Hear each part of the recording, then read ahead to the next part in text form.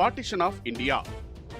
1947 August 13ஆம் தேதி India Pakistan பிரிவினை அதிகாரப்பூர்வமாக அறிவிக்கப்பட்டது.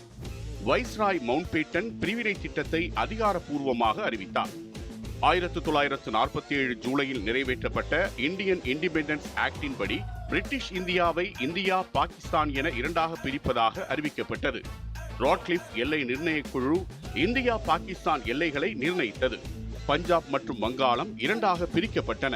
ஆனால் எல்லைகளின் தெளிவான வரையறைகளும் எல்லைகளும் வெளிப்படையாக அறிவிக்கப்படவில்லை. எல்லை வரைபடம் ஆகஸ்ட் 17இல் வெளியிடப்படுவதாக அறிவிக்கப்பட்டது. பாகிஸ்தான் ஆகஸ்ட் 14ஆம் தேதியும் இந்தியா ஆகஸ்ட் 15ஆம் தேதியும் சுதந்திர நாடுகளாகும் என பிரகடனம் செய்யப்பட்டது.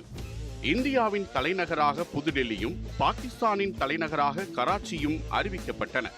பாகிஸ்தானின் முதல் கவர்னர் ஜெனரலாக முகமது அலி ஜின்னாவை பிரிட்டிஷ் அரசு அறிவித்தது. முகமது அலி ஜின்னா பாகிஸ்தான் பிரதமராக லியாக்கத் அலி கானை நியமித்தார்.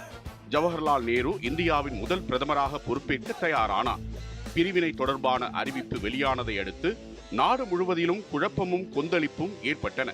வன்முறை வெடித்ததில் லட்சக்கணக்கானோர் உயிரையும் உடைமைகளையும் இழந்தனர். இந்தியா பாகிஸ்தான் பிரிவினை எனது உயிருக்கு முன் எடுக்கப்பட்ட முடிவு. ஆனால் இனக்கலவரங்களை நிறுத்துங்கள் என்று மகாத்மா காந்தி கண்ணீர் மல்க வேண்டுகோள் விடுத்தார். ஆகஸ்ட் 13ஆம் நாள் இந்தியா பாகிஸ்தான் பிரிவினையை அறிவித்து அடுத்த சில நாட்களில் நடைபெறவிருந்த பெருந்துயர சம்பவங்களுக்கு அடித்தளமிட்ட நாளாக வரலாற்றில் பதிவானது.